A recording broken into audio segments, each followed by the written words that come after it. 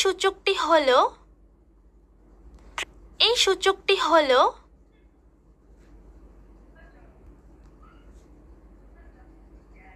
গাড়ি চালানোর সময় ক্লান্তি এবং চাপ এড়াতে আপনার কি করা উচিত? প্রতি 2 ঘন্টায় 15 মিনিটের জন্য এই যানবাহন চালাতে আপনার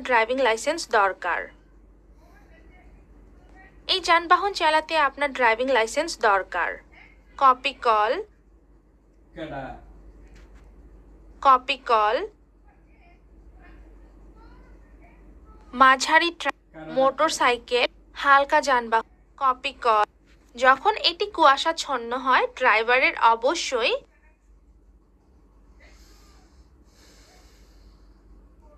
সমস্ত উত্তর সঠিক। মাথার সুরক্ষা হলো এই সূচকটি হলো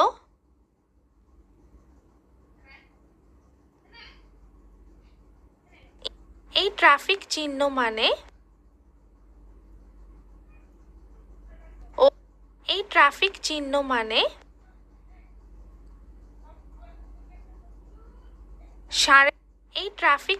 মানে অসমতল রাস্তা।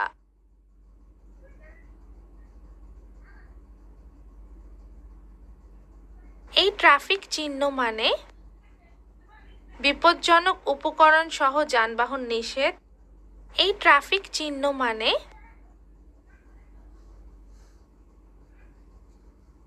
ডান দিকে মোড় নিষেধ। এই ট্রাফিক চিহ্ন মানে সামনে চলমান ব্রিজ। এই ট্রাফিক চিহ্ন মানে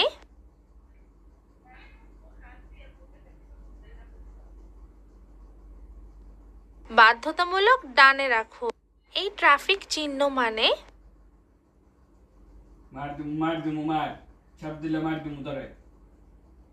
নিচু উড়ন্ত বিমান। মেইন রাস্তাটি এর দ্বারা পরিচিত। এই রাস্তা চিহ্নিত করার অর্থ কি? গতিহ্রাসের লাইন। থামা সংকেত বা থামা রাস্তা চিহ্নে ড্রাইভারকে নিম্নলিখিত কারণে পুরোপুরি থামাতে হবে।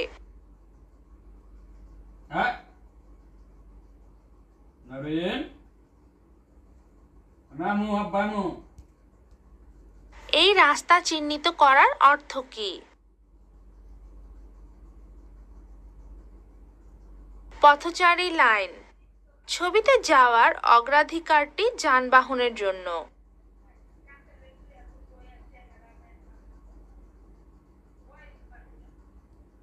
1.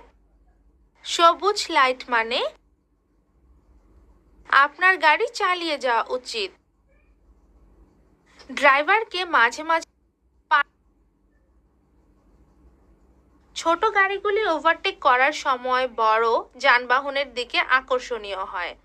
হ্যাঁ, নিরাপদভাবে ওভারটেকের শর্তগুলি।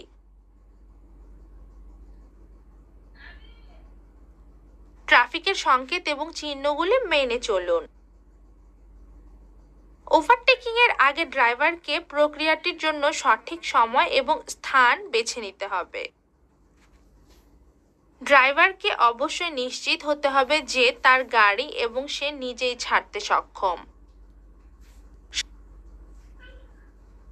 যানবাহনের মধ্যে সুরক্ষা দূরত্ব দ্বারা অনুমান করা হয়।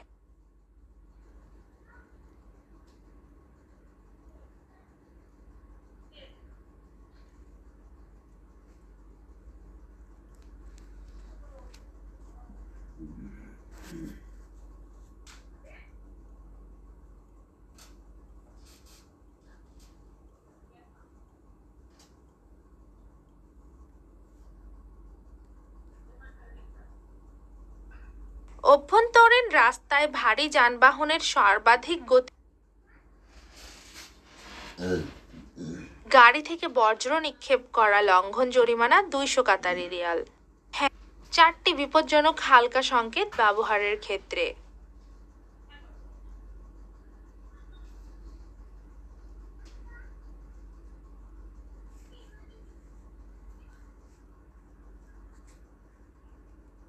যখন ট্রাফিক লাইটের প্রতি চালকের হ্যাঁ। প্রাথমিক সহায়তা হলো চিকিৎসা সহায়তা না আসা পর্যন্ত। হ্যাঁ। লঙ্ঘনগুলি যা যানবাহনের চাপকে বাড়িয়ে তোলে।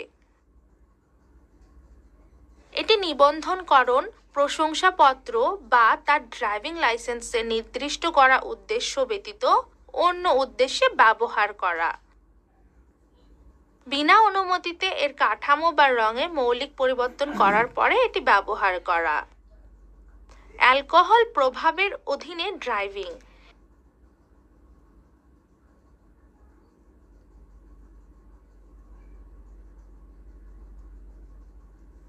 আমার সামনের গাড়ির সংকেতটি ইঙ্গিত করে বিপরীত দিকে যানবাহন আছে এবং আমি ওভারটেক করতে পারছি না।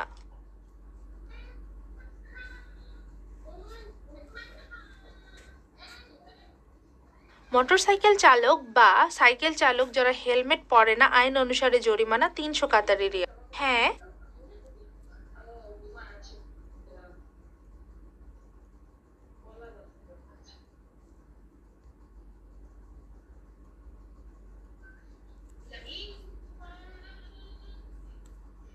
হ্যাঁ।